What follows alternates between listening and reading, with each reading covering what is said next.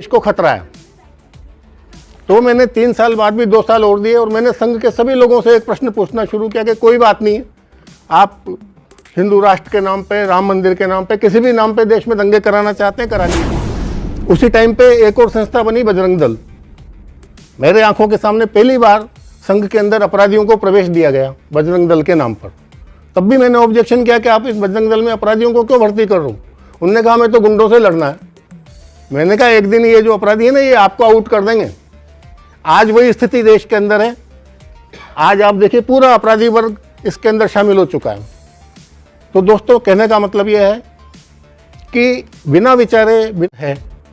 कभी बोलते हैं हिंदू राष्ट्र बनाना है, अगर है तो फिर बनाना क्या है, और बनाना है तो कैसा बनाना है, फिर उसकी रूपरेखा क्या है। पिछले 8 साल में ये इसकी रूपरेखा के बारे में एक लाइन भी बताने में असफल रहे। इसका मतलब इसकी रूपरेखा में कुछ न कुछ गोपनीय जरूर है। हिंदू राष्ट्र बनाया तो एक बार फिर इस देश के 2 टुकड़े होकर रहेंगे। यही प्रश्न मेरे दिमाग में आज के 40 साल पहले आया। अगर धर्म के झगड़े होते तो पिछले इतने सालों में हिंदू कहाँ से बचते। तब मैं इनकी हिस्ट्री को मैंने और टटोलते देखा कि ये कहाँ पर इनका कोई टर्निंग पॉइंट हो। अगर उसने ये कह दिया कि मैं फला देवी देवता को नहीं मानता हूँ, तो नहीं मानता, उसमें क्या दादागिरी है आपकी, ज़बरदस्ती है कि उसको मानना पड़ेगा। और जो व्यवस्था परिवर्तन की बात कर रहे हैं, उन्होंने जो उनके मंत्री हैं उनके खिलाफ संघ कभी नहीं बोलता। मुरारी बापू के खिलाफ बोलेंगे, स्वामी अग्निवेश के खिलाफ बोलेंगे। यानी जो भी इस देश में धर्म सुधार की, अच्छाइयों की बात करेगा, सुधार की बात करेगा, ये उसके खिलाफ है। तो 1925 में न हिंदुओं को खतरा था न मुसलमानों को खतरा। तो एक अजीब तरह का माहौल इस देश में बनाया जा रहा है और ऐसे सारहीन, तथ्यहीन, तर्कहीन मुद्दे लोगों के सामने रखे जा रहे हैं। इसी तरह का एक मुद्दा बड़े ही भ्रामक तरीके से देश के सामने रखा जा रहा है, हिंदू राष्ट्र का। कभी ये संघ परिवार के लोग बोलते हैं कि ये देश तो हिंदू राष्ट्र है, कभी बोलते हैं हिंदू राष्ट्र बनाना है, अगर है तो फिर बनाना क्या है, और बनाना है तो कैसा बनाना है, फिर उसकी रूपरेखा क्या है। पिछले 8 साल में ये इसकी रूपरेखा के बारे में एक लाइन भी बताने में असफल रहे। इसका मतलब इसकी रूपरेखा में कुछ न कुछ गोपनीय जरूर है। दूसरा प्रश्न ये उठता है कि यही वर्ग के लोग एक तरफ अखंड भारत का भी नारा लगाते हैं। अगर मान लीजिए अखंड भारत बन जाता है, जैसा कि हम भी चाहते हैं, सभी चाहते हैं कि बने, कौन नहीं चाहेगा कि अखंड भारत नहीं बने। तो इस अखंड भारत में अफगानिस्तान 4.5 करोड़ लोग, पाकिस्तान 22.5 करोड़ लोग, बांग्लादेश 16 करोड़ लोग, लगभग हो गए 40 करोड़ लोग। 30 करोड़ अभी देश के, यानी लगभग 75 करोड़ तो मुस्लिम होंगे इस देश के अंदर। तिब्बत के और बर्मा के, श्रीलंका के मिला लीजिए तो 10-12 करोड़ बौद्ध हो जाएंगे। तो हिंदू तो माइनॉरिटी में नजर आ जाएगा। अगर 10 साल लग जाते हैं हिंदू राष्ट्र बनाने में, तो 10 साल तक इन सबकी जनसंख्या बढ़ेगी जैसे बढ़ती है। तो उस टाइम पे फिर देश में डेमोक्रेसी रहेगी या नहीं रहेगी। अगर डेमोक्रेसी नहीं रहेगी तो इतने सारे लोगों को, अभी 30 करोड़ लोगों को तो ये लोग संभाल नहीं पा रहे हैं। इनको लग रहा है कि बस हिंदू खतरे में आ गया। तो जब 50% अगर उस समुदाय के आधे लोग हो जाएंगे तो कितना तो हिंदू खतरे में आएगा, कितना आपस में लड़ाई झगड़ा होगा। तो नेचुरल है कि अगर हमने अखंड भारत बना लिया तो हिंदू राष्ट्र नहीं बनाया जा सकता, और हिंदू राष्ट्र बनाया तो एक बार फिर इस देश के 2 टुकड़े होकर रहेंगे। यही प्रश्न मेरे दिमाग में आज के 40 साल पहले आया, जब मैं संघ से जुड़ा हुआ था, बहुत ही ज़्यादा सक्रिय था, प्रचारक बनने वाला था। तो संघ शिक्षा वर्ग के अंदर किशनगढ़ में एक संघ शिक्षा वर्ग था, उसमें मैं गया था ओटीसी के अंदर। ओटीसी की बौद्धिक परीक्षा में मैंने प्रथम स्थान भी प्राप्त किया वहाँ पर। उसमें मैंने बाला साहब देवरस से और रज्जू भैया से, दोनों से एक प्रश्न किया इसी बाबत। आपको पता होगा सन 77 के बाद बाला साहब देवरस का एक बयान आया था, जैसा कि आज के लिए लगातार बोलते रहते हैं कि जो भी भारत में रहते हैं वो सभी हिंदू हैं और मुसलमानों के लिए भी संघ के दरवाजे खुले हुए हैं। मैं बड़ा उत्साहित हुआ। मैंने 4-5 मुस्लिम लड़कों को शाखा में लाना शुरू कर दिया। तो ऊपर के अधिकारियों ने उसमें ऑब्जेक्शन बनाया। उनने कहा नहीं, इनको नहीं लाना है, इस तरह के भड़काने वाले नारे लगाओ कि अपने आप आना बंद कर दें। अब मैं क्या करता, तो मैंने उनकी बात मानी। तो यही प्रश्न मैंने बाला साहब देवरस से पूछा कि जब हम कहते हैं कि जो भी भारत में रहने वाले हैं वो सब हिंदू हैं, तो हम मुसलमानों को शाखा में क्यों नहीं लाना चाहते हैं। तो बाला साहब देवरस ने मेरे को जवाब दिया कि जब हम हिंदू की परिभाषा करते हैं तो हम यही बोलते हैं कि जो भी भारत में रहने वाले हैं वो सभी हिंदू हैं। लेकिन जब हम संगठन करने की बात करते हैं तो हिंदू से हमारा मतलब वही है जो परंपरागत अर्थों में हिंदू का होता है। बिल्कुल ऐसे कैसे शब्द थे उनके। तो ये तो बड़ा दोगला चरित्र हो गया कि आप पब्लिक के सामने कुछ और बोल रहे हो, अंदर से आपका चरित्र कुछ और है। इस चीज़ ने मेरे को झकझोर दिया। उसके बाद मैंने दूसरा प्रश्न पूछा रज्जू भैया से, जो उस टाइम पे सर कार्यवाह थे, प्रोफेसर राजेंद्र सिंह। मैंने उनसे पूछा कि हम अखंड भारत की बात करते हैं तो अखंड भारत की क्या ठोस योजना है। उन्होंने कहा अखंड भारत की हमारे पास कोई ठोस योजना नहीं है। अब इसके बाद तो किसी प्रश्न करने की गुंजाइश ही खत्म हो गई। मैंने ये डिसाइड कर लिया कि मैं संघ से अलग हो जाऊंगा। जब बौद्धिक परीक्षा में पूछा गया कि आप आगे आपकी क्या एक्टिविटी रहेंगी संघ के लिए, तो मैंने कहा 3 साल तक मैं 3 घंटे रोज आरएसएस को दूंगा और 3 साल बाद आरएसएस से अलग हो जाऊंगा। तो उन्होंने कहा क्यों? मैंने कहा आपके पास कोई समाधान ही नहीं है, कोई सोल्यूशन नहीं है, देश की समस्याओं का हल नहीं है, गरीबी बेरोजगारी की तो बात ही नहीं करते हो। एक और मेरे से सवाल पूछा गया वहाँ पर कि आप यहाँ से जाने के बाद बीजेपी के लिए क्या करेंगे। मैंने कहा मैं बिल्कुल बीजेपी के लिए काम नहीं करूँगा। उन्होंने पूछा क्यों? तो मैंने कहा कि मन मेले तन उजरे बगुला भगत अनेक, ताते तो कागा वाले भीतर बाहर एक। मेरे को उसके बाद जब मैंने वहाँ से जाना, संघ में सक्रियता अपनी कम की धीरे धीरे। ऐसा नहीं कि मेरे को कोई गुस्सा आया, कोई लड़ाई झगड़ा हुआ, किसी से नाराज़गी हुई, लेकिन मेरे को लगा कि इस विचार से देश को खतरा है। तो मैंने 3 साल बाद भी 2 साल और दिए और मैंने संघ के सभी लोगों से एक प्रश्न पूछना शुरू किया कि कोई बात नहीं है, आप हिंदू राष्ट्र के नाम पे, राम मंदिर के नाम पे, किसी भी नाम पे देश में दंगे कराना चाहते हैं करा लीजिए।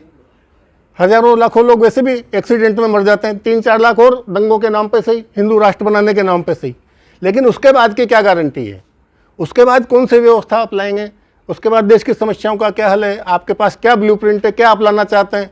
तो उनका जवाब था कि सारी व्यवस्थाएं अच्छी होती हैं, चाहे कम्युनिज्म हो, चाहे सोशलिज्म हो, चाहे कैपिटलिज्म हो, चाहे कुछ और हो, सिर्फ अच्छा व्यक्ति आना चाहिए, हमारे अच्छे आदमी आएंगे तो सब ठीक हो जाएगा। उसी टाइम पे एक और संस्था बनी बजरंग दल। मेरे आंखों के सामने पहली बार संघ के अंदर अपराधियों को प्रवेश दिया गया बजरंग दल के नाम पर। तब भी मैंने ऑब्जेक्शन किया कि आप इस बजरंग दल में अपराधियों को क्यों भर्ती कर रहे हो? उन्होंने कहा हमें तो गुंडों से लड़ना है। मैंने कहा एक दिन ये जो अपराधी है ना, ये आपको आउट कर देंगे। आज वही स्थिति देश के अंदर है। आज आप देखिए पूरा अपराधी वर्ग इसके अंदर शामिल हो चुका है। तो दोस्तों, कहने का मतलब यह है कि बिना विचारे, बिना कोई योजना बनाए इस तरह की बातें क्यों की जाती हैं? इनका कोई तो इरादा होगा। ऐसा तो हो नहीं सकता कि पिछले 90-98 साल से कोई संस्था काम कर रही हो बिना किसी उद्देश्य के। फिर मैं इसकी बहुत गहराई में गया। कुछ घटनाएं मैंने अभी इसमें एक पुस्तक मैंने इसी विषय में लिखी, पूरी विवेचना करते हुए मैं भी उसका ब्रीफ करता हूँ। तो मैं फिर इस गहराई में गया कि ये हिंदुओं में फूट कहाँ से आ गई। जब हिस्ट्री पढ़ी तो हिंदुओं में तो कोई फूट नहीं थी। जब राजा दाहिर सेन पर मोहम्मद बिन कासिम का हमला हुआ सन 700 के अंदर, तो बंगाल के औरतों ने चरखा काता, पैसे इकट्ठे किए, बंगाल से चंदा इकट्ठा करके सिंध भेजा गया। इससे ज़्यादा और कौन सी राष्ट्रीय एकता चाहते हो आप? इस देश में आज़ादी की लड़ाई लगातार लड़ते रहे। जो हेमचंद्र विक्रमादित्य था, उसकी सेना में अफगान लड़ाके थे जो मुगलों से लड़ते थे। महाराणा प्रताप की सेना में सेनापति इनका हकीम खां सूर था। अकबर का सेनापति मान सिंह था। ये धर्म के झगड़े कहाँ थे? अगर धर्म के झगड़े होते तो पिछले इतने सालों में हिंदू कहाँ से बसते? तब मैं इनकी हिस्ट्री को मैंने और टटोलते देखा कि ये कहाँ पर इनका कोई टर्निंग पॉइंट कहाँ से मिलता है, कहाँ से पता चलता है कि इनकी असलियत क्या है। तब मुझे पता चला कि एक किसी भी आदमी को या तो उसके दोस्तों से जाना जा सकता है या उसके आदर्शों से जाना जा सकता है। तो मेरे को एक अजीब कड़ी मिली कि पूरे देश में सिर्फ संघ परिवार एक ऐसा है जो पुष्यमित्र को आदर्श मानता है। उस पुष्यमित्र ने परेड के दौरान, बौद्ध राजा था वृहदर्थ, उसकी हत्या कर दी। उसके बाद वो सत्ता में आ गया। उसके बाद बौद्ध भिक्षुओं का कत्लेआम हुआ। इस देश से बौद्धों का सफाया कर दिया गया। अब आप कहते हैं कि उनको मुसलमानों से परेशानी, उनको तो बौद्धों से भी परेशानी है। अभी आपने देखा किस तरह से एक राजेंद्र गौतम, उनको पद से सिर्फ इसलिए हटा दिया गया कि उन्होंने कुछ ऐसी बात कह दी जो हिंदुओं को गवारा नहीं थी। ये कोई दादागिरी है कि आप कहोगे उसको सब देवता मानेंगे? अगर मैं हिंदू हूँ तो मोहम्मद साहब में आस्था क्यों होगी? और मोहम्मद साहब में आस्था होगी तो मैं मुसलमान बन जाऊँगा, फिर हिंदू देवी देवताओं को क्यों मानूंगा? तो अगर उसने ये कह दिया कि मैं फलां फलां देवी देवता को नहीं मानता हूँ, तो नहीं मानता, उसमें क्या दादागिरी है? आपकी ज़बरदस्ती है कि उसको मानना पड़ेगा। और जो व्यवस्था परिवर्तन की बात कर रहे हैं, उन्होंने जो उनके मंत्री हैं 9 महीने तक जेल में हैं, उनको उन्होंने पद से नहीं हटाया, और इस आदमी को एक जरा से मुद्दे पर उन्होंने पद से हटा दिया। तो इससे पता चलता है कि इनकी अलग से मानसिकता क्या है। तो इससे पता चला कि ये संघ का असली एजेंडा बुद्ध के खिलाफ है, मुसलमानों के खिलाफ है। इसका मतलब कुछ और है, ये असली एजेंडा इनका नहीं है। जब इसकी और हम गहराई में गए, हमने और हिस्ट्री देखी, तो मैंने सोचा कि 1925 में देश के हालात क्या थे, इसको समझा जाए। जब हमने समझा तो पता चला कि 1925 में जब डॉक्टर हेडगेवार ने संघ की स्थापना की, 250 साल पहले मुगल सत्ता समाप्त हो चुकी थी, यानी मुगलों से तो कोई खतरा था ही नहीं। मराठों का राज वहाँ पे 250 साल से महाराष्ट्र के अंदर मराठों का राज्य था। मुगलों बादशाहों से ये चौथ और संदेशमुखी वसूल किया करते थे मराठा लोग। और अंग्रेजों ने जो सत्ता छीनी वो मुगलों से नहीं छीनी, वो मराठों से छीनी, यानी कि हिंदुओं से छीनी। तो सत्ता हमसे छीनी अंग्रेजों ने, और हमारी नाराज़गी मुसलमानों से। ये तो बहुत ही अजीबोगरीब बात हुई। तो इसका मतलब वो नाराज़गी किसी और चीज़ से थी। तो वो नाराज़गी किससे थी? वो एक ही कंटिन्यूटी है, चाहे वो पुष्यमित्र का प्रकरण हो, चाहे अभी का प्रकरण हो। उस टाइम पे ये देखिए कि उस टाइम पे खतरा किससे था और किसको था। मुसलमानों से तो उस टाइम पे हिंदुओं को कोई खतरा नहीं था। आज़ादी के स्वतंत्रता संग्राम में जितने भी नेताओं के नाम आते हैं, कितने मुसलमान हैं? क्रांतिकारियों में कितने मुसलमान हैं? इसका मतलब हिंदू डोमिनेटिंग था उस टाइम पर। हिंदू दबा कुचला नहीं था, जो इन्होंने बार बार हमारे ऊपर ब्लेम किया गया। और मेरे को ऐसा लगा कि जैसे कोई बेटा होता है, कपूत बेटा, वो हमेशा ही रोना रोता रहता है, मेरे पिताजी ने कुछ नहीं किया, मेरे दादाजी ने मकान नहीं बनाया, मेरे उनने कुछ नहीं किया। ठीक उसी तरह से संघ के लोग यही रोना रोते रहते हैं, हमारे पूर्वजों ने ये कर दिया, हमारे पूर्वजों ने ये कर दिया। तो समझ में आया कि संघ का जो असली मकसद है वो, क्योंकि जब बुद्ध का सफाया किया गया यहाँ से बौद्ध धर्म का, उसके बाद जो व्यवस्था स्थापित हुई, तो महात्मा बुद्ध के आने के पहले तो वैदिक व्यवस्था थी, लेकिन इन्होंने आने के बाद वैदिक व्यवस्था तो स्थापित नहीं की, कोई दूसरी व्यवस्था स्थापित की। तो वो जो व्यवस्था थी जिसे हम पाखंडवाद कहते हैं, जिसमें कुछ पूंजीपति लोग, कुछ धर्माचार्य लोग पूरे देश के सिस्टम पे कब्जा कर लेते हैं और लोगों को स्वेच्छा से अपना शोषण कराने का मौका देते हैं। इस तरह का उनका ब्रेन वॉश किया जाता है। इसको हम और गहराई में गए कि ये पतन आखिर कब से शुरू हुआ, तो हमारे पकड़ में आया कि जो 7वीं शताब्दी से लेकर के और उसके अतीत में जाएं तो 2500 साल पहले तक का जो बीच की हिस्ट्री है, उस बीच की हिस्ट्री में 2 तरह की संस्कृत बोली जाती थी। जो उसके पुराना इतिहास है उसमें एक ही संस्कृत है, वो संस्कृत है वैदिक संस्कृत। आम आदमी, खास आदमी वाल्मीकि रामायण और दूसरे जो पुराने ग्रंथ हैं सब एक ही भाषा बोलते हैं। लेकिन इस जो बीच का जो कालखंड आया, उसके जितने भी आप किताबें पढ़ेंगे, विज्ञान शाकुंतलम, स्वप्नवासव दत्तम और जो भी, तो उन सब किताबों में 2 भाषाएं हैं। एक संस्कृत, जो एलिट वर्ग है, जो कुलीन वर्ग है, जो राज परिवार के लोग हैं और जो शिक्षाविद हैं, वो वहाँ पर संस्कृत बोलते हैं, और महिलाएं और शूद्र वो वहाँ पे एक नई भाषा बोलते हैं। इसका मतलब ये वो टाइम था जब हमने शूद्रों को और महिलाओं को शिक्षा से वंचित कर दिया। और इस देश का पतन का कारण सिर्फ इसलिए हुआ कि हमने शिक्षा से शूद्रों को और महिलाओं को वंचित कर दिया, यानी education for all, education compulsory, education free, ये कंसेप्ट हमारा समाप्त हो गया। तो हमारा जो पतन हिंदुओं की फूट की वजह से नहीं हुआ, हमारा पतन शिक्षा के पतन से हुआ। एक और प्रश्न उठता है कि मान लीजिए आपने हिंदू राष्ट्र बना दिया, एक भी मुसलमान नहीं रहा, सबको आपने मार मार के हिंदू बना दिया या देश से बाहर निकाल दिया, कत्ल कर दिया, जो भी आपने एक बार किया कर दिया। अब जो इस देश में हिंदू बचे, इस बात की क्या गारंटी है कि किसी भी हिंदू परिवार में कोई मोहम्मद साहब जैसे विचार का आदमी पैदा नहीं होगा, कोई महात्मा बुद्ध जैसे विचार का आदमी पैदा नहीं होगा? और अगर वो पैदा हो गया तब फिर आप क्या करेंगे? क्या उसको अपने विचार नहीं रखने देंगे? क्या ये दादागिरी रहेगी? एक और प्रश्न सामने आता है कि अगर अफगानिस्तान अखंड भारत का हिस्सा है तो हमारे पर हमला किसने किया? बाबर तो फिर हिंदुस्तानी हो गया, बाबर तो अफगानिस्तान का था, गजनी गोरी सारे अफगानिस्तान के, तो फिर तो हमारे ऊपर किसी ने राज ही नहीं किया, फिर तो हम ही थे लोग, हमारे लोगों में से ही कुछ मुसलमान बन गए। जैसे तब मुसलमान बन गए, ऐसे आने वाले टाइम पे मुसलमान बन गए, तब क्या करेंगे आप? तो कुल मिलाकर ये समझ में आता है कि ये कंसेप्ट बिल्कुल गलत था। इन्होंने जानबूझ करके लोगों को गुमराह करने के लिए एक नया शब्द सामने रखा, हिंदुत्व। 1923-25 के पहले हिंदुत्व जैसा कोई शब्द किसी धर्म ग्रंथ में कहीं पर भी नहीं मिलेगा। उस हिंदुत्व के पीछे पर्पज़ क्या था? तो आप उस 1925 के दौर को देखिए कि उस टाइम पर धर्म सुधार आंदोलन चल रहे थे। 14वीं शताब्दी में चले, फिर उसके बाद 18वीं 19वीं शताब्दी में धर्म सुधार आंदोलन चले, और 1925 से लेकर के आज तक ये धर्म सुधार आंदोलन गायब हो गए। आप देखिए जो संघ परिवार के लोग हैं आशाराम के खिलाफ नहीं बोलते, जबकि वो ब्राह्मण नहीं है, निर्मल बाबा के खिलाफ नहीं बोलते। तो ऐसा नहीं है कि संघ के लोग ब्राह्मणवादी हैं, ये पाखंडवादी हैं। ये पाखंडी लोगों के खिलाफ संघ कभी नहीं बोलता। मुरारी बापू के खिलाफ बोलेंगे, स्वामी अग्निवेश के खिलाफ बोलेंगे। यानी जो भी इस देश में धर्म सुधार की अच्छाइयों की बात करेगा, सुधार की बात करेगा, ये उसके खिलाफ है। तो 1925 में न हिंदुओं को खतरा था, न मुसलमानों को खतरा था, न हिंदू मुस्लिम के बीच कोई झगड़ा था। एक और बहुत इंपॉर्टेंट बात मैं आपको बताऊं, हिंदू और मुसलमानों के बीच कोई झगड़ा नहीं था। सबसे पहला इस देश में जो दंगा हुआ वो बॉम्बे के अंदर हुआ, जब राजा एडवर्ड यहाँ पर आया, उसके सम्मान में मुस्लिम लड़कियों ने गाना गाया, नाच गान पेश किया और उसका सम्मान किया गया। वो पहला दंगा था जिस दंगे में हिंदू मुसलमान एक साथ लड़े थे, ईसाइयों और पारसियों के खिलाफ। तब अंग्रेज़ों को ये बात समझ में आई कि इस देश पर राज करना है, इन दोनों को लड़ाना जरूरी है। 1857 में तो समझ में आई थी, लेकिन वो उनका विफल रहा। उसके बाद 1905 में बंगाल का विभाजन किया, 1906 में मुस्लिम लीग की स्थापना की, लेकिन वो मुस्लिम लीग उनका काम पूरा नहीं कर पाई और 1911 में इनको विभाजन रद्द करना पड़ा। ये हिंदू मुस्लिम एकता का प्रतीक था। कहाँ था झगड़ा? हिंदू मुस्लिम एकता की वजह से इनको विभाजन रद्द करना पड़ा। उसके बाद 1915 में हिंदू महासभा बनी। यानी दोनों संगठन अंग्रेजों ने हिंदू मुस्लिम एकता से घबराकर इसको तोड़ने के लिए बनाए। और जो संघ के संस्थापक डॉक्टर हेडगेवार के गुरु हैं मुंजे साहब, डॉक्टर मुंजे, वो भी हिंदू महासभा के सक्रिय कार्यकर्ता थे। तो एक तो ये कनेक्टिविटी समझ में आती है। दूसरी ये कनेक्टिविटी समझ में आती है कि उस टाइम पर डॉक्टर हेडगेवार, जब उसकी लोकमान्य तिलक की जब मृत्यु हुई, तो डॉक्टर हेडगेवार महर्षि अरविंद के पास गए कि आप आकर कांग्रेस का नेतृत्व कीजिए। महर्षि अरविंद ने मना कर दिया।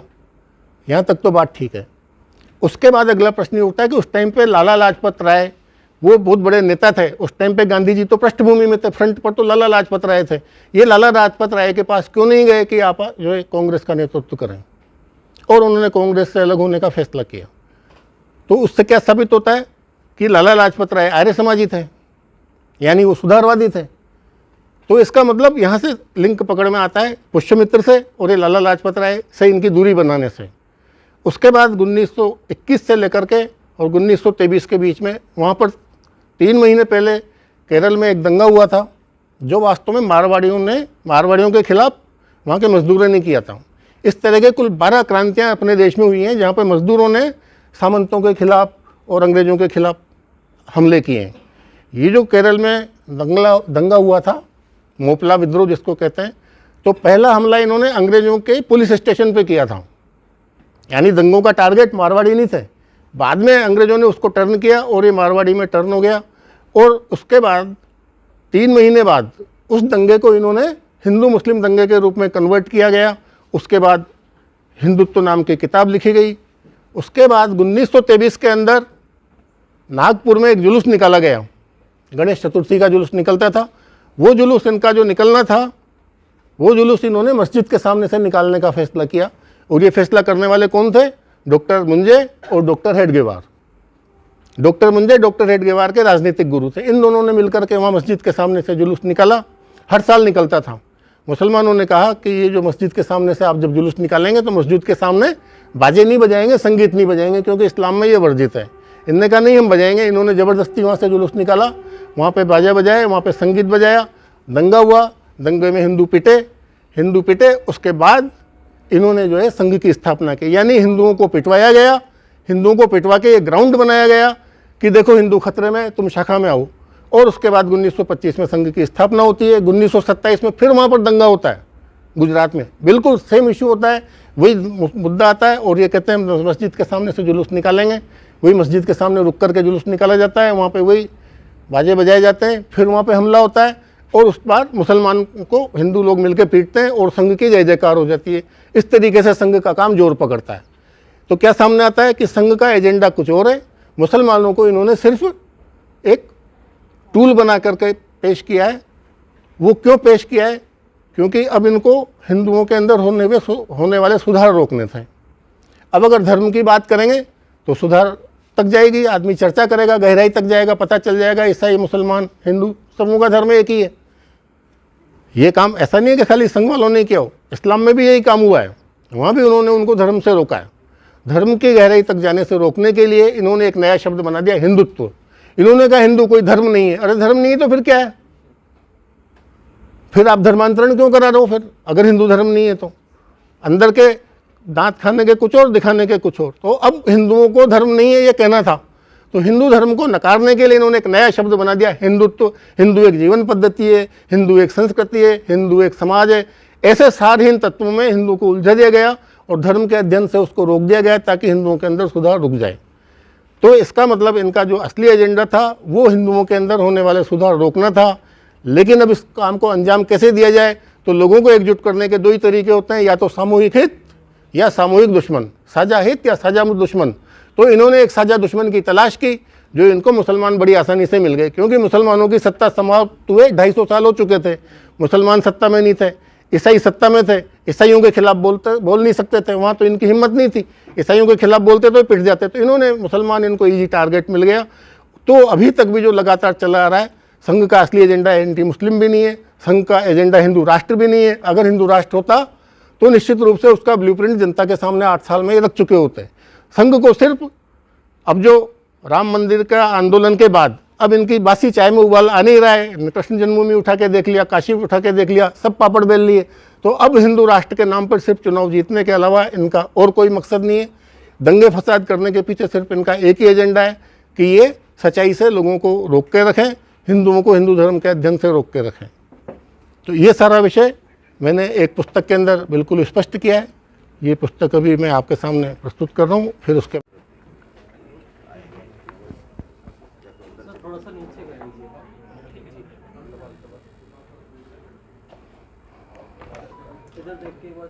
इस पुस्तक का एक एक शब्द सच्चाई से भरा हुआ है। एक भी शब्द अगर कोई इसका झूठ साबित कर दे तो मैं बड़ी से बड़ी कार्रवाई को सुप्रीम कोर्ट तक को फेस करने के लिए तैयार हूँ। जो भी सज़ा मिले उसके लिए तैयार हूँ। इसका एक भी शब्द कोई, इसमें जो घटनाएं मैंने दी हैं एक एक घटना सही है, लेकिन मैं किसी लोगों के नाम को ख़राब नहीं करना चाहता। किसी से मेरी कोई व्यक्तिगत रंजिश नहीं है, मेरी लड़ाई विचारधारा से। इसलिए मैंने सिर्फ 4 लोगों के इसमें नाम दिए हैं। एक भाई साहब परमानंद जी हैं जिनके सानिध्य में मैंने शाखा में जाना शुरू किया था। एक राजेश है जो मेरा छोटा भाई है, वो भी संघ का प्रचारक रहा। एक राम लक्ष्मण जी गोचर हैं जिनके साथ संघ में एक हादसा हुआ। सर, जहाँ सड़क नहीं पहुंची तो देश में वहाँ संघ की शाखाएं पहुंच गई हैं, आपने संघ क्यों छोड़ा? अभी बताया तुम। संघ के पास इस देश की किसी समस्या का समाधान नहीं है। गरीबी का, बेरोजगारी का, राष्ट्रीय एकता का, जो भी इनके पास प्रोग्राम है उसकी कोई आउटलाइन नहीं है। हिंदू राष्ट्र कैसा होगा हमें कोई फर्क नहीं पड़ता। अगर आम आदमी सुखी रहे, हिंदू राष्ट्र बना दो, मुस्लिम बना दो, ईसाई बना दो, कम्युनिज्म ले आओ, सोशलिज्म ले आओ। पर्पस तो हमारा सिर्फ एक ही है, चाहे धर्म हो। धर्म इंसानियत के लिए है, इंसानियत धर्म के लिए नहीं है। अगर इंसानियत पैदा नहीं कर पाए तो उस धर्म की कोई ज़रूरत नहीं है। तो दोस्तों, अब मूल बात ये थी कि जो आपके पास इंसान का, मानव कल्याण का क्या मार्ग है, क्या रास्ता है, वो कुछ भी नहीं है उनके पास। लेकिन देशभक्ति जगा रहे हैं लोगों में, वो राष्ट्रवादिता आ रही है लोगों। ठीक है, अच्छा ही है। आशाराम भी जो शराब छुड़ाता था, कुछ न कुछ अच्छा सामने रखेंगे तभी तो मॉडलिंग होगी, तभी तो मार्केटिंग होगी। ये जो निर्मल बाबा है, जो भी पकड़े गए राम रहीम, सबने अच्छे अच्छे काम किए हैं। आप फिल्मों में भी देखते होंगे, जो विलेन है वो समाज सेवा करता है, समाज सेवा के नाम पे अपनी फेस सेविंग करता है। जब फिल्म का एंड आता है, जिस टाइम पे उसको लगता है बस अब हीरो मेरा कुछ भी नहीं बिगाड़ सकता, तब वो अपना असली चेहरा दिखा देता है। वही 8 साल में आप इनका असली चेहरा देख रहे हो कि हिंदू राष्ट्र कैसा होगा। 100 साल होने वाले सर 2025 में संघ को, वो पूरी दुनिया में सबसे बड़ा संगठन बन गया। बिल्कुल बन गया, अच्छी बात है। कोई तो खास बात होगी? खास बात है, समर्पण है उनका, मेहनत है, लगे हुए, उसको मानना पड़ेगा। तो फिर दिक्कत क्या समाज में से? उद्देश्य क्या है? उद्देश्यहीन, सारहीन। देश को मजबूत बना रहे हैं सर, वो देश मजबूत बना है। देश में पिछले 8 साल में मजबूत बना क्या?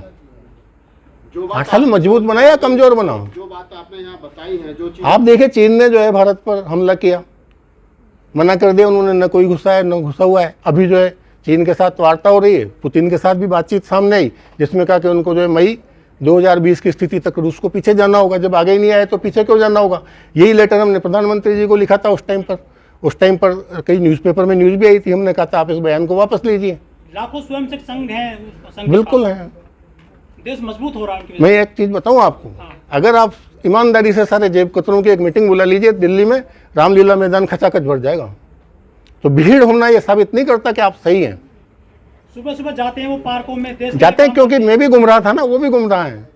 संघ में कोई बुरे लोग नहीं है, किसी भी संस्था में बुरे लोग नहीं है। इतना समर्पण के साथ जो काम कर रहा है, उनको भी लग रहा है देश का भला होगा। मेरे को भी लग रहा था देश का भला होगा, आप मैं भी संघ में- गया। संघ में गए थे, किस उससे गए थे, स्वार्थ से या किस लालच से गए थे? क्या दिखाई दिया था संघ में आपको? मैं जब 12 साल का था तो मेरे दिमाग में 3 विचार चलते थे। मैं सोचता था कभी कि मैं बड़ा होकर सन्यासी बनूंगा और धर्म का प्रचार करूंगा। कभी मैं सोचता था कि मैं बड़ा होकर डाकू बनूंगा और गरीबों के अंदर अमीरों का पैसा छीन लूंगा, गरीबों में बांट दूंगा। कभी मैं सोचता था कि मैं बड़ा होकर सरपंच बनूंगा गांव का और जो सारे गांव की खेती सामूहिक कराएंगे, सब लोगों में बराबर बांट देंगे। इसी बीच जो है 1900 जब मैं 12 साल का था तभी मैं पहले दिन शाखा में गया, वहाँ पे अच्छे अच्छे प्रवचन सुने, अच्छी अच्छी बात सुनी। मैंने कहा मेरे को कुछ करने की ज़रूरत क्या है, इतना अच्छा काम तो लोग कर रहे हैं। उसके बाद मैं संघ में लगा रहा। उसके बाद इमरजेंसी लग गई। जब इमरजेंसी हटी उसके बाद जो मैंने बताया बाला साहब देवरस का बयान आया मुसलमानों के बारे में, फिर मैंने मुसलमानों को शाखा में लाना शुरू किया। जब इनका दोहरा चरित्र सामने आया, और भी बहुत सारी घटनाएं जो एक सवाल है कि जो बात आपकी समझ में आ गई और आप यहाँ पर तमाम मीडिया को बता रहे हैं, आप ये बात आम जनमानस तक कैसे ले जाएंगे ताकि जो संघ जिस रास्ते पर चल रहा है, जिस रास्ते पर देश को ले जा रहा है, वो बात आम लोगों की समझ में आ सके? वैचारिक क्रांति कैसे करेंगे आप उसको? कम ये जनता के बीच में विचारों को ले जाना पड़ेगा। वो तो जनता के बीच में, अगर वो गए, उन्होंने मेहनत की है ना, जो मेहनत करेगा उसका फल मिलेगा इसी, है ना। स्मगलिंग कर वाले भी, स्मगलर भी मेहनत करते हैं तो फल मिलता ही है। लगता है कि संघ का जो चरम पे वो चल रहे हैं, जिस समय सरकार उनकी है, अन्य तमाम स्टेटों पर वो रूल कर रहे हैं। जब अंग्रेज थे इस देश में तब भी हमने हिम्मत की, आज़ादी के लिए लड़ाई लड़ी। जब मुगलों की सत्ता थी तब भी हमने हिम्मत की। महाराणा प्रताप है, इतिहास पराजय का है। सुभाष चंद्र बोस है, इतिहास पराजय का है। हार और जीत मायने नहीं रखती, सच्चाई के लिए लड़ना मायने रखता है। आपने पुष्पमित्र सुंग का जिक्र किया, आपने कहा कि ब्रहदत्त की हत्या की गई 185 ईसा पूर्व में। तो यहाँ एक सवाल उठता है कि एक तरफ तमाम हिंदू धर्म को मानने वाले लोग ये कहते हैं कि बुद्ध जो है वो हिंदू विष्णु के 9वें अवतार हैं। आप यहाँ कहीं ना कहीं चलिए ठीक है, कहते हैं। अब ये राजेंद्र गौतम ने जो बयान दिया था, पूरा हंगामा क्यों हो गया? नहीं, वो मानिए ना, वो स्टेट अंदर के हाथी के दांत खाने, ये जो जितने भी संघ के लोग जो संघ की शाखा में जाते हैं। चलिए मैं एक बहुत बड़ा प्रश्न पूछता हूँ, कभी भी, अभी तो मैं उसको डिस्क्लोज नहीं करूँगा, लेकिन कभी भी कोई संघ का अधिकृत आदमी मेरे सामने आके साबित कर दे कि हिंदू धर्म नहीं है, और मैं संघ के ही अंदर की बातें बताकर ये साबित करूँगा कि संघ भी ये मानता है कि हिंदू एक धर्म है, लेकिन दुनिया को बेवकूफ़ बना के कहता है कि हिंदू धर्म नहीं है। वहीं से उनका डबल फेस सामने आ जाता है। जो राजेंद्र पाल गौतम का जिक्र आपने किया, वो जो उन्होंने दोहराया वो कोटेशन डॉक्टर अम्बेडकर की है, बौद्ध धर्म अपनाते चाहे किसी के भी है, ली गई, लेकिन उस पर विवाद हुआ, इस्तीफा देना पड़ा। हाँ तो क्यों लेना पड़ा? लेकिन क्या गलत किया उसने? इस्तीफा ले लिया गया, लेकिन अभी भी कहीं ना कहीं डॉक्टर अम्बेडकर की बात को रिपीट करने से लोग बच रहे हैं। डॉक्टर अम्बेडकर की किस बात को रिपीट करने से लोग बच रहे हैं? राजेंद्र पाल गौतम ने ली, वो हाँ तो गलत बात है ना, क्यों बच रहे हैं? सच में क्यों नहीं टिक रहे? हाँ, तो सच में टिकना चाहिए। एक तरफ तो प्रधानमंत्री जी बेच रहे हैं उन प्रतिज्ञाओं को किताबों में छाप करके, दूसरी तरफ जो है ये तो उनका दोहरा चरित्र मैं बता ही रहा हूँ ना, उनका तो लगातार दोहरा चरित्र है। सर, संघ की शाखाओं से राष्ट्रपति निकले हैं, प्रधानमंत्री निकले हैं, बहुत सारे चीफ मिनिस्टर भी निकले हैं, अफसर निकले हैं, आप वहाँ छोड़ करके आ गए। हाँ तो मेरे को क्या करना था वहाँ पर? जो मेरा जिस उद्देश्य से मैं संघ के अंदर गया, संघ के लोग तो सर सत्ता संभाल रहे हैं देश में। मेरे को सत्ता संभालने का मौका था। जब मैंने संघ के अलग होने का फैसला किया, मैंने वहाँ पे उनको बताया कि भाई मेरे आपके साथ विचार नहीं मिलते हैं, मैं संघ से अलग होना चाहता हूँ। तो उन्होंने कहा फिर क्या करना चाहिए आपको? मैंने कहा देखो, देश को बदलना है तो 2 ही तरीके हैं, या तो शिक्षा है या राजनीति। तो उन्होंने कहा ठीक है, तो आपको बीजेपी में दे देते हैं। तो बीजेपी के जो प्रदेश अध्यक्ष थे वहाँ के, मैं नाम किसी के भी नहीं बता रहा हूँ, राजस्थान के, उनका नाम का मैं भी आपको उनके साथ लगा देते हैं। मैंने कहा बीजेपी में नया क्या है? जो कांग्रेस कर रही है वही बीजेपी कर रही है, मैं वहाँ जाके क्या करूँगा? उन्होंने कहा ठीक है, तो आपको विद्या भारती में दे देते हैं। मैंने कहा आपकी शिक्षा नीति वही है जो बाकी सारे स्कूल चल रहे हैं, वैसे आप चला रहो। तो फिर वो इरिटेट हो गए, उन्होंने कहा ऐसे तो आप कुछ भी नहीं कर सकते। मैंने कहा ठीक है, मैं निकल जाऊँगा, आप करते रहो अपना काम, आप पे क्या फ़र्क पड़ रहा है? संघ में सर किसी महिला को पद नहीं मिलता है। दूसरा, जो SC ST लोग हैं या OBC हैं, उनको बड़े पदों पर जो है आसीन नहीं किया गया। मैं संघ का अधिकृत व्यक्ति नहीं हूँ जो संघ की तरफ से जवाब दूँ। कुछ चीज़ अंदर आप एक चीज़ बताइए कि ये जो राम मंदिर का मुद्दा चल रहा है, उसमें राम की कौन से चित्र वहाँ पे बनाई जा रही है, कौन सी प्रतिमा बनाई जा रही है? राम की क्या डेफिनेशन है? रामायण में आया है, जो आनंद सिंधु सुख राशि, सीकरते त्रैलोक सुपासी, सो सुखधाम राम असनामा। जो सुख का धाम है राम असनामा, अखिल लोकदायक विश्राम, जिससे पूरी जनता को विश्राम मिले। लेकिन ये यहाँ पर रौद्र रूप के राम की मूर्ति बनाने जा रहे हैं। तो ये समाज को क्या संदेश दे रहे हैं? राम रौद्र रूप का था इसलिए थोड़ी हमने उसकी पूजा की, वो शांत था इसलिए उसकी पूजा की। तो इसी तरह से हर जगह इनका विरोधाभास है। सर ये हम लोग बात करते हैं, अखंड भारत की बात करते हैं या हिंदू राष्ट्र की बात करते हैं, आम आदमी का इन दोनों से क्या भला? यही तो सबसे मूल प्रश्न है कि आम आदमी के लिए आपके पिटारे में क्या है? नहीं, अगर हम अखंड भारत ये सिर्फ बीजेपी से ही नहीं, सारे विपक्ष से, सभी से यही प्रश्न है कि आपके पास आम आदमी के लिए आपके पिटारे में क्या है? पहला प्रश्न वो है। अगर अखंड भारत बनेगा तो उसमें देश में को क्या फायदा मिलेगा? जी, और हम जो अगला कार्यक्रम, हम एक यात्रा इसके बाद निकालने जा रहे हैं 1 महीने बाद, बीच में और भी 4 कार्यक्रम होंगे हमारे, ये शुरुआत है। तो ये मुद्दे हमारे, वो मुद्दे भी सामने आएंगे। तो आम आदमी का तो मुद्दा यही है कि ठीक है आपने धारा 370 हटा दी, लेकिन मेरे को क्या मिला ये तो बताओ। आप जो भी काम कर रहे हो, मुझे तो मेरे काम से मतलब है, मेरे को क्या लाभ होगा? आप कह रहे कि 100 साल बाद भारत वो बन जाएगा, विश्व गुरु बन जाएगा। भाई कल का सूरज वो देखेगा जो आज रात को जिंदा रहेगा। जो आज रात को ही मर गया उसको कल से क्या मतलब?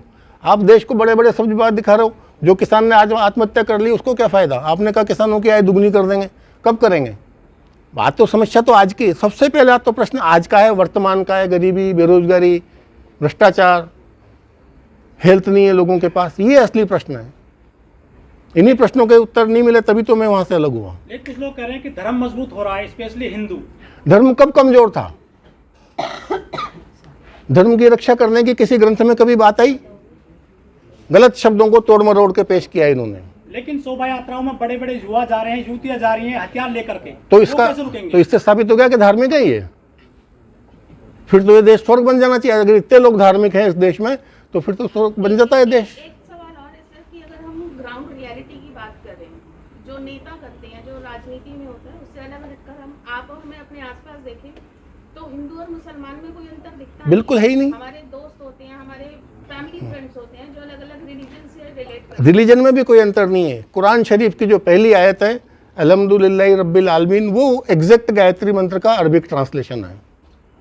तो ये अंतर ही नहीं है। और जो कुरान शरीफ की पहली आयत है उसका नाम है उम्मुल किताब। उम्मुल का मतलब होता है माँ, किताब की माँ।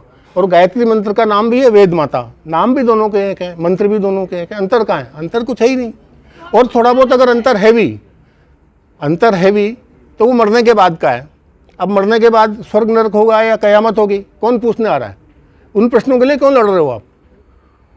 जहाँ तक इस दुनिया में रहने का प्रश्न है उसके बारे में तो दोनों धर्म, सभी धर्म, दोनों क्या सभी धर्म एक ही बात कर रहे हैं जी। तो ये जो आरएसएस के लोग हैं, संघ के लोग हैं, ये प्रो हिंदू हैं और मैं यही तो बता रहा हूँ, ये प्रो हिंदू नहीं है। ये जो हिंदुओं के अंदर पाखंडवाद फैल गया, उस पाखंडवाद को रीस्टोर करने के लिए, कंटिन्यू करने के लिए, प्रोटेक्ट करने के लिए ही इनका मकसद है। आप देखिए पिछले ये 8 साल को देख लेंगे अगर आप बारीकी से गहराई में जाएंगे तो, और इसके पहले जब अटल बिहारी की सरकार थी तब आप देखेंगे इन दौर में पाखंडवाद ज़्यादा बढ़ा है। आर्य समाज को डैमेज किया गया है। 1925 में भी जब डॉक्टर हेडगेवार ने संघ बनाया, उन्होंने कहा मेरा कांग्रेस से मोहभंग हो गया, चलो हो गया। एक संस्था और चलती थी, अनुशीलन समिति। डॉक्टर हेडगेवार उसके मेंबर थे। उसको चलाने वाले 2 लोग थे, भगिनी निवेदिता और महर्षि अरविंद। इतनी अच्छी संस्था थी जो क्रांतिकारी तैयार कर रही थी, तो उसको क्यों छोड़ दिया डॉक्टर हेडगेवार ने? भाई कांग्रेस से मोहभंग हुआ तो अनुशीलन समिति में तो रहते हैं। आर्य समाज काम कर रहा था, उसको क्यों छोड़ दिया उन्होंने? और भी तो बहुत सारे लोग थे उस टाइम पे काम करने वाले। तो इसका मतलब उसका डॉक्टर हेडगेवार का आज़ादी के आंदोलन से मोहभंग हुआ था। उनको कोई काम ज़्यादा इंपॉर्टेंट लग रहा था जो आज़ादी से ज़्यादा जरूरी था।